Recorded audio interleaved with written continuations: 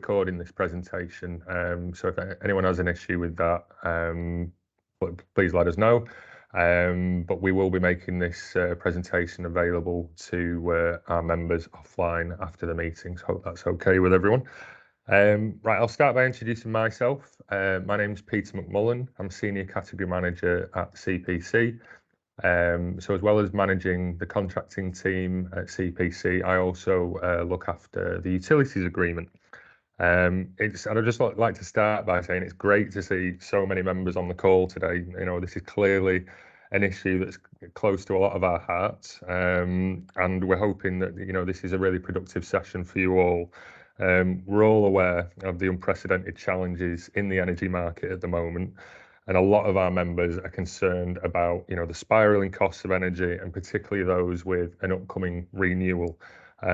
So accordingly, we felt it appropriate to convene a webinar today, so that our appointed energy consultant, Dukefield Energy, can provide an update on the current position and market conditions, and also to provide advice, guidance, and some recommendations, particularly to members with an upcoming renewal requirement. As I said at the beginning of the call, there will be an opportunity for question and answer, for Q&A at the end of the session. So if you'd like to ask a question at any point, please use the chat function on the Teams call. Post your question in the chat, and then once Nick's finished with his bit, we'll mop up any questions that have come through. So without further ado, I'm going to hand over to Nick Gauntlett, who's the CEO of Dukefield Energy, and he's going to give us our energy market and price cap update. Over to you, please, Nick. Thanks very much, Pete. Good afternoon, everyone. I hope everyone's well. Just give a very quick introduction into Dukefield Energy, and then we'll go into what's happening in the market currently and the prices we're seeing, and then the government market cap, the new scheme that they've come up with to help try and curb some of the high prices that we're seeing at the moment. So, Dukefield Energy, for those who don't know, we are a full service consultancy. We've got over 20 years of experience in the sector, and we understand all the energy issues faced, particularly by educational establishments. We've got a lot of experience in that sector. We are a safe pair of hands and a trusted partner for procuring gas and electricity contracts within the sector. And currently we've delivered CPC members savings of over £3.5 million collectively on their gas and electric contracts over the last 3 years. So, market update. Here's a lovely graph that shows exactly what we're trying to face in the current markets at the moment. And it's not just the high prices, it's the extreme volatility we're seeing at the moment as well. So, over the last 18 months, we've been in the middle of a perfect storm. We've had lots and lots of issues. Back around Christmas last year, we had a huge LNG shipment issue. So all the gas that's shipped around the world, suddenly China and the East were outbidding the whole of Europe and all energy shipments. This caused the first little spike you see there in the graph. So prices then suddenly shot up, affected the European markets quite considerably when we needed lots more gas, because in the middle of the winter it gets cold, and obviously demand was very high at that point in time. We also then, second fairly small spike to be fair, on the graph, that is the start of the war between Russia and Ukraine. Now, as soon as that happened, prices went up extremely high.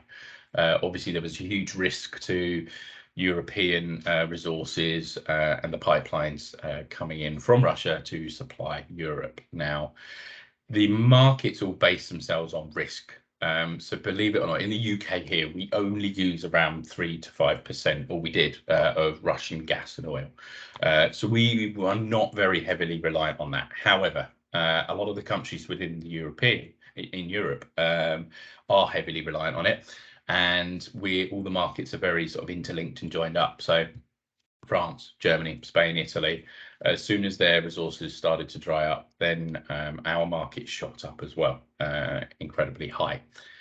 We then have recently, obviously, those that are sort of seeing it in the news and everything, we've seen some big holes put into Russian pipelines into the Baltic Sea. It looks like it was sabotage as well. Now, again, the European countries have actually put a halt on using any Russian gas and oil. So we weren't really taking any of that through those pipelines, but with those pipelines now completely offline, it again made markets jump up. So we're seeing around sort of 300% increases just in the wholesale gas and power market. Now, in the UK, gas and power is very, very interlinked. It's actually one of the issues that we're seeing.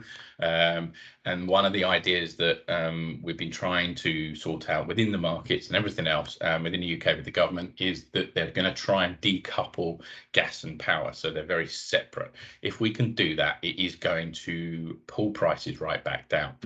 We're this brilliant island. We do a lot of self-generation here in the UK. In fact, we export quite a bit of our energy out to the rest of Europe at the moment. However, because our markets are still very linked to Europe, we take a huge hit from everything else that's going on, which needs to stop. We could be very self-sufficient. Our prices could come right back down. But because the mechanism for buying and selling gas and power in this country is quite old and it's not really fit for purpose, it affects us greatly, as you can see from here, where prices have gone up considerably higher.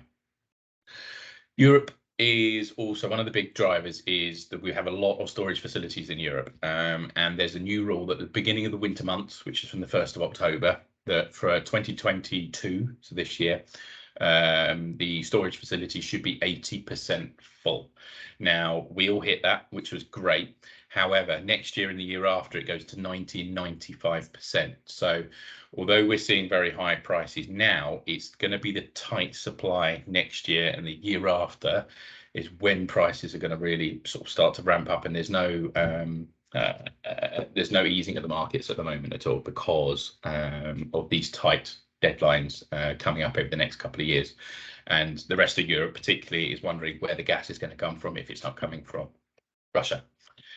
So in order to help this and ease all the volatility in the markets and everything, the government have now issued a scheme. Now, I'll go into the scheme in a little bit detail in a second, but it's there to try and produce and help prices for the next 6 months.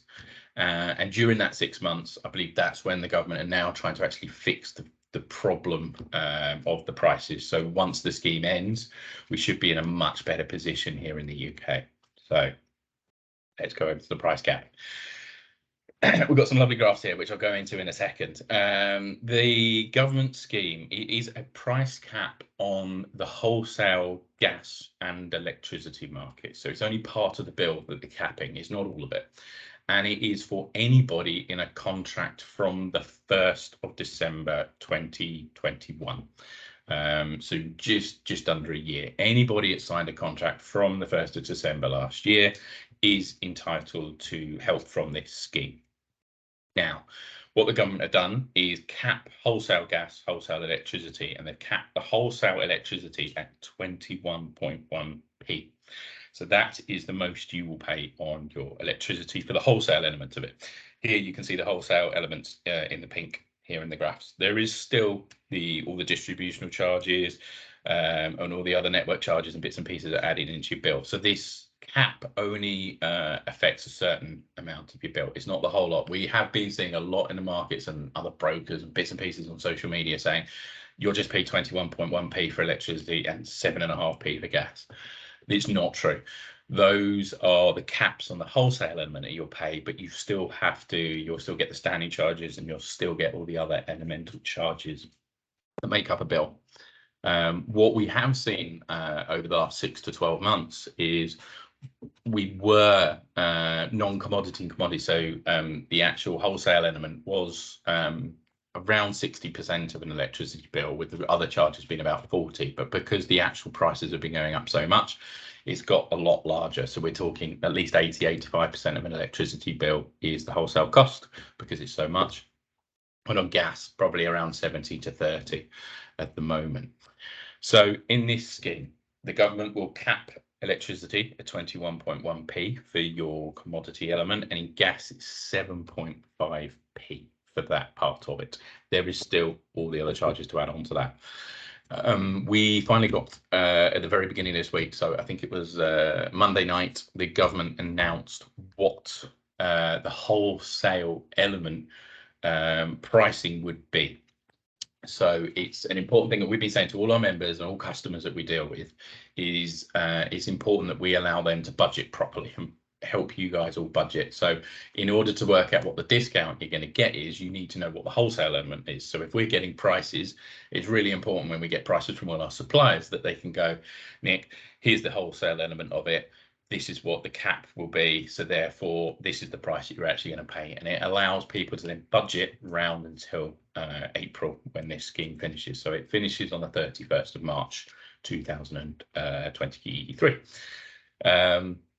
So the important element here is, yes, the capping gas and power, but it is just the commodity side of things with the other charges added into it. Anybody that's saying anything different is very wrong. Now, it covers fixed contracts, it covers variable contracts, flexible contracts, default contracts as well. So it covers everybody. What the government have also said, though, that if you're on a default, if you go out of contract, there is a maximum limit to the discount that you're allowed. So yes, they're going to cap it at 21.1p for power and 7.5p for gas. But if you're on out of contract rates and it is much, much higher in there, they'll only give you a discount of 9.1p for gas and 34.5p for power. Now, the mechanism for that is basically saying to people, don't allow yourselves to go out of contract. If you do, there's only going to be so much discount that you're going to get. You will still get some, but the most important thing is don't run out of contract. If you start running out of contract, then obviously you're going to pay more. And it's not a good place to be. You don't know what the wholesale element is. It's going to be flexible on the markets, and you could find yourselves actually in paying incredibly high charges at the moment. Some of the out of contract rates I have seen are way over £1 for electricity and over 85p for gas, which is just huge amounts of money for out of contract rates. So definitely, first bit of advice, don't go out of contract at all. So it's a little bit about the price cap here. We're trying to make it as simple as possible. We are now in a position that any customers that have signed a contract, we are able to look at and see what the discount you're going to be. Obviously, we're now into October. So the first amount of the discount you'll get will be on your October bills, which will all come out. If you're monthly billed, they'll come out at the beginning of November. We believe from all the suppliers that we deal with and liaise with, it's just going to be a separate line on the bill. You'll have what your normal contract rates are, everything else, and then you'll have another line on the bill with the credit showing exactly what the cap is and how much you're entitled to get that. That will then come off your monthly bill, and that's how much you'll pay. And that will happen right the way through till the scheme ends on the 31st of March 23. Now, it's important to say that the government have advised that they're already reviewing what they're going to do going forward. Prices that we're already seeing next year are still very high.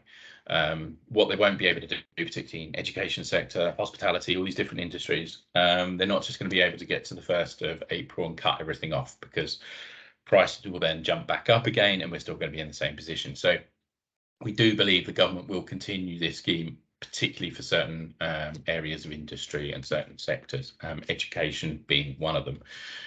It's important to say we don't know exactly what that's going to be, whether this scheme will just continue or whether there'll be a slightly different mechanism or a change to it. As soon as we know anything, we'll obviously put all the information out there and advise people and everything else. Now, a lot of questions I get asked at the moment are, okay, let's just get in contract until April. Let's do really short term and see what happens with the government going from the 1st of April. Now, that piece of advice, I would certainly say, look at 12 months. If you're in a contract now for the next 12 months, if the government announced another scheme or something slightly different, you'll still be covered. It will be fine. The worst case, you don't want to get to the 1st of April and then the government announce something else and prices shoot up dramatically, and then you're going to be in a position where there's no wiggle room to go or be able to look at anything else from there. So certainly at the moment, any customers that we're dealing with, we're looking at, we don't want to go long term, but 12-month contracts at the moment, just to get you through to this time next year is certainly where we're sort of pointing and looking at the moment. There are still lots of other options out there for people, flexible contracts, fixed. It depends on your organisation, and around our suppliers, we probably have around 35 to 40 different products that we can match up with the right strategy for any customer. So there's a lot of options out there. Prices are still very high, but we do everything we can to plan the right strategy with you guys. Most important thing as well, and I always say this, is get in contact with us, with CPC Help Desk ourselves. All our contact numbers and everything and emails are on this, on the slides at the end of this. And just don't leave it too late. If any customer leaves it too late, it doesn't give you as many options. If you plan at least 6 months in advance, would be the minimum, to just start looking at new strategies and everything else going into next year. Things are so volatile, and everything is going on in the world at the moment. I've never seen the 12 months like this. No one's going to have predicted what's happened in the last 12 months, so we don't know what's going to happen going forward either. So it's about just planning, having the right strategy, and making sure you're just hedging correctly going forward. And we can certainly help with all that as well. So a little bit more information about Dukefield. In terms of our framework with CPC, it's a multi-supplier framework. So we don't just have one supplier that they're the only ones that gives the price. We go out to tender to all our suppliers, and they effectively bid in and give us the best possible prices. So they're competing against each other. So pricing is very competitive. What we do is we set you up with an account manager here at Dukefield Energy, and we just go through the markets, have a bit of a chat, an initial introduction, learn about you and your organisations and everything, and find out how we could do, what we can do to help, and take things from there. So lots of fact finding. We treat every customer very differently. Small primary schools need a certain strategy, right up to big multi-academy trusts, universities, different strategies for them as well. In terms of tendering, once we get all the information from you, so all the meter details and all those bits and pieces, it can take between 5 and 7 days to get pricing for you initially. Once that's happened and we've got your prices, we would never normally say sign straight away. We would go through the pricing with you, have a look, see what's the best strategy for you.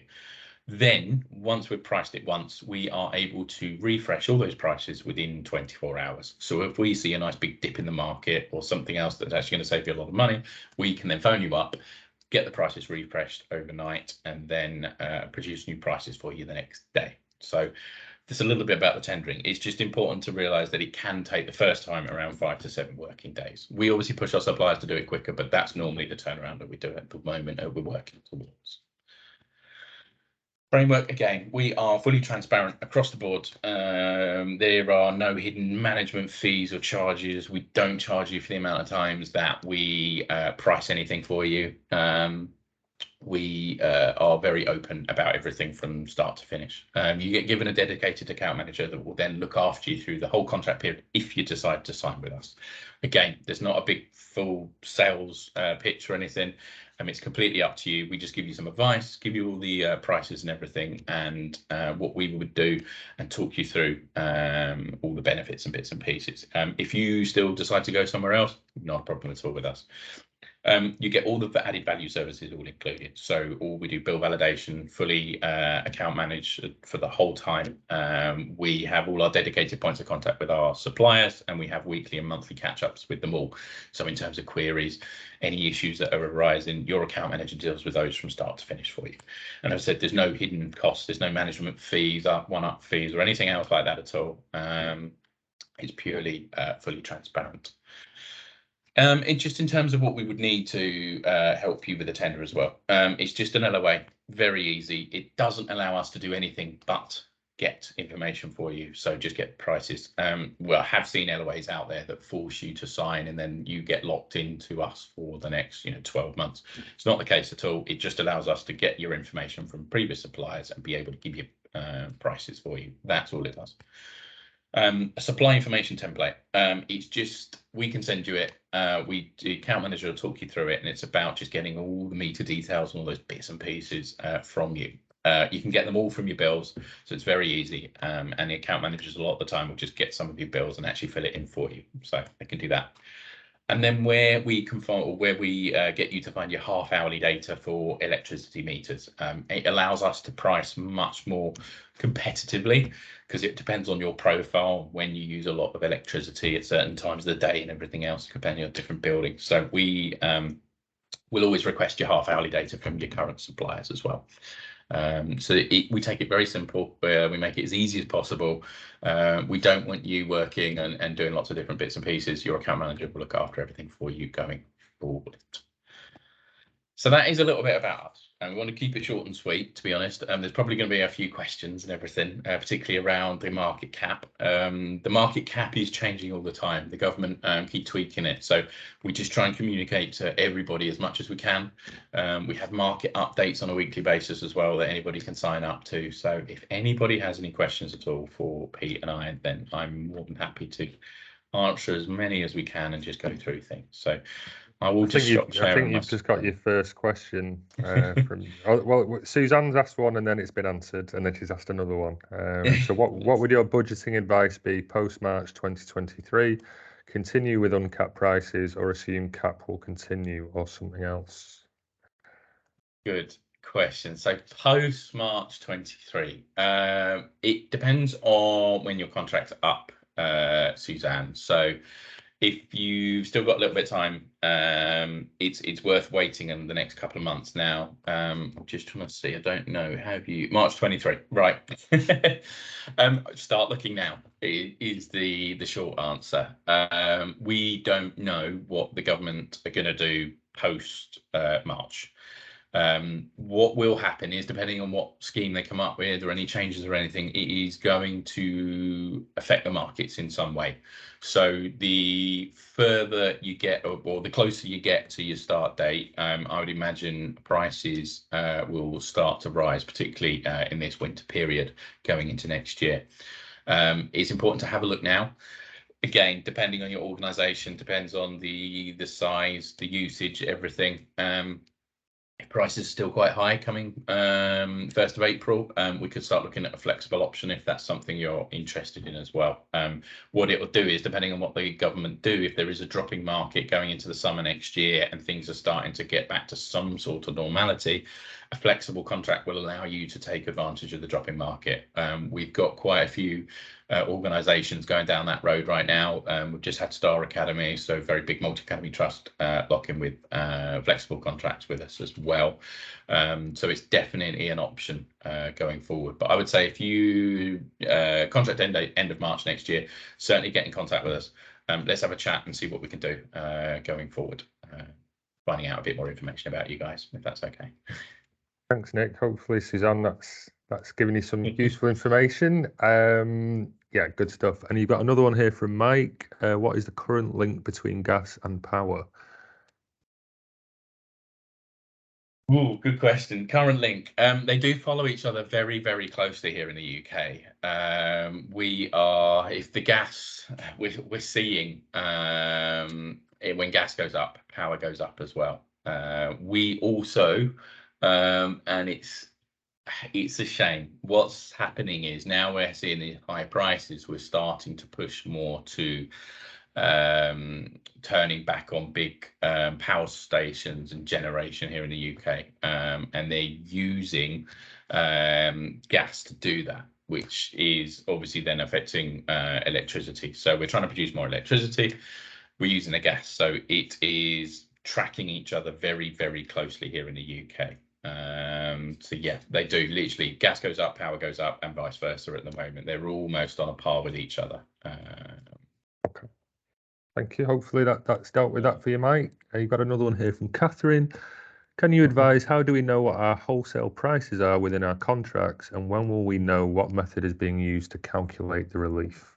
Okay, so we found out a little bit more in the last 24 hours for that, Catherine. So the wholesale element of the bill, we know that the government are calculating the discount that you'll get from the day that you signed the contract. And they've now issued a spreadsheet, which is on the government website, so anybody can have a look at it, but we've downloaded it, and we keep updating it on a daily basis. And it basically shows what the wholesale element the government is using, not what we're given, is what the government are actually going to use to calculate it.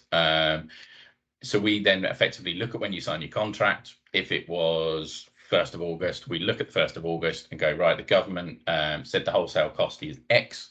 This is the discount they're going to give you. This is what the cap, and this is the discount that will be appearing on your bill. So you are able to do that on the government website. If you'd like us to get involved and have a look and do a bit of budgeting and work it out for you, then we can do that. But the most important thing, which government website? It's gov.uk. So if you go in there, it will be under the energy scheme. And then through there, I tell you what, Catherine, if you do want to get in contact with us, I can send you the spreadsheet as well. We've downloaded it, and I can send it. Or if you want to give us details, again, happily just find it out for you and just drop you on an email. It's not a problem at all. But it's on the gov.uk website. Nick, I assume that in most times when we do a Teams meeting like this will create a chat that we can add to at a later date. In our chat history. Yeah. So perhaps after this call, you could just drop the link to that government webpage in the chat, and everyone can have a look for themselves as well. That makes sense. I've got it in the background somewhere as well. So yeah, without getting too complicated, I could share it. But yeah, I think I'll just put a link to it in the chat afterwards. That'd be perfect. So, yeah. Okay. Got another question here from Julie. Please, could I ask what a reactive power charge on my bill is, and can I avoid it? You can't totally avoid it. It is part of the bill, depending on when you use certain electricity. Now, depending on your broker, your supplier, there are certain times of the day and certain times in the year that effectively there's like a red, amber, and green mechanism out there. As soon as it hits to red, the prices go up for reactive power and bits and pieces. Now, your supplier should be, via your broker, advising you on when these are. And it tends to be very large organizations as well. So again, truly without understanding, yes, you just said it's very much like triads. It is. So without going into too many details, it is very similar to triads. Your current broker, current supplier will be able to help with that. Your supplier is not going to tell you exactly what to do to reduce it, but your broker will, your consultant, whoever you're using. Now, it does depend on your usage and everything there. A lot of small organizations, if I just say a small primary school, it won't affect them very much at all. There's nothing there they can do. Big multi-academy trust, university, someone that's using a lot of power, yes, there are things that you can do to be able to help yourself. Again, more than happy to sort of take it offline, have a bit more of a chat about it. If you like, it's not a problem, Julie. But yeah, by all means, drop us your email if you like. We're going to share the slides. So you'll have our email address, which is monitored every day, and then we can get back to you on that one. So yes. Thanks, Nick. I think it looks like we've got one more question from Andrew. Our organisation has an external 1.5 megawatt data centre, and currently included in the non-commodity cost is a renewable tax cost, which we have heard may well be put on hold. ?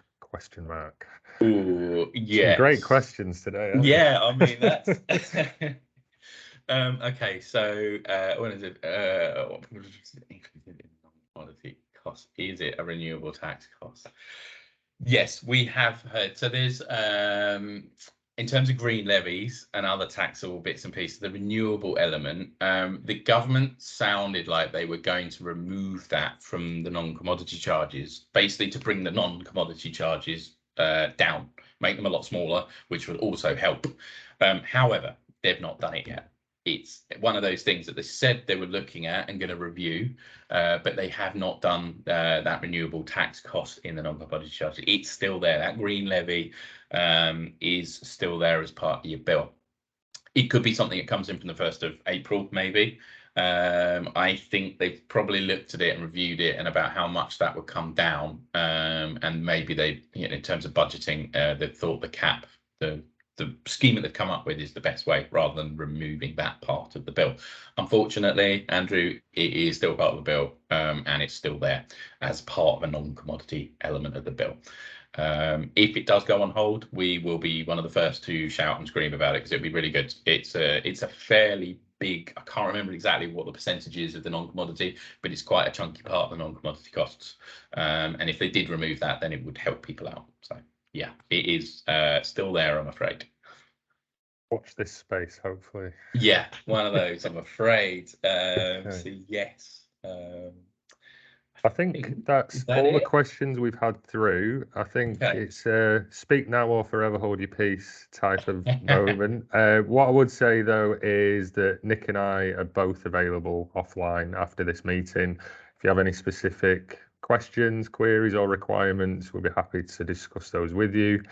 And yeah, I think it's been a really useful session. Many thanks to Nick. I've put him on the spot quite a few times there with those questions. Don't mind. It's complicated at the moment, this industry, and it really is. I don't know, 18 years in it, and I'm still surprised every day. So it's just about, for us and CPC, it's getting the most amount of information out to you guys as customers. So yeah, that's all we can do, and keep trying to help and support.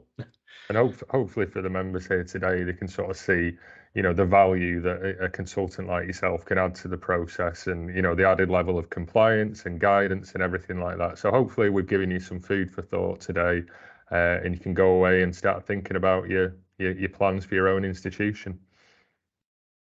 There's I've got one more question. Yes, Charlotte. Short answer is yes. What I would do, I wouldn't want anybody just doing it until the end of the government scheme, because we don't know what's going to happen after that. So yeah, that's the most important thing. 12 months will just give you, what we're starting to see is the back end of a 12-month deal is a lot cheaper, so it's bringing down the rates now. So if I was to get you a 6-month or a 5-month price now, it's extremely expensive. If I was to get you a 12-month price, the later half of that contract actually brings the first half down a fair bit. So yeah, 12 months definitely. If you're looking at fixed price at the moment, 12 months is definitely the one to be going for at the moment. If that helps. But again, there's lots of options. We'd always get 6, 12. We can look a little bit further if you want, if that's the sort of thing for the organisation, but we don't push anybody down a certain road. We'll take everybody into consideration. Right, and we've had a final question from Tracy, one of our star RPAs. Has the webinar been recorded? Yes. And will it be available on the website? Yes, it will be. Oh, here we go. I've been advised to go for a 5-year fix. Oh, please don't do it, Suzanne, if I'm honest with you. There's lots of reasons why, and I won't ever rubbish other organizations, but anybody that's trying to get you to fix at 5 years, when, if you remember the graph that I showed you, prices are as high as they ever have been. If you fix now, those prices, you're going to be fixed at that very, very high rate that you're seeing for the next 5 years. Now, what they're going to tell you, and you're gambling on, is that, oh, it's going to get worse. Everything's going to, the price actually now is quite low. I would like to think we're not going to see another 12 months like we have, and prices will come back down to some sort of normality. If you're stuck at a 5-year at the prices that we've got right now, you've got nowhere to go. I wouldn't advise any of our customers at the moment on a 5-year fixed, particularly. 5 years on a flex type deal that allows you to take advantage of dropping markets, but I would really like to think in the next 18 months, prices are going to really drop off from where they are at the moment. And if that happens and you're stuck at 5 years, that whoever's advising that is got you locked in for those 5 years, and you can't do anything at those prices. So yeah, definitely don't consider going 5 years. But by all means, if you need help, give us a get hold of us via the email or phone, and yeah, we can help you out, Suzanne. Okay. Brilliant. Okay. I think we've had no more questions. Yeah, so we will. I'm not exactly sure how we publish on the website, but we'll certainly communicate where it's available after the call. So if any of you want to revisit it or share it with colleagues, it will be available for you to do that. Okay, and just lastly, thank you all for attending today, for your great questions and your interest in this. It makes it all feel worthwhile, all the effort we've put into creating this great framework. So hopefully, that's been a useful session for you, and we'll speak to you all again soon. Thank you very much, everyone. All right. Thanks, everyone. Goodbye. Have a nice day.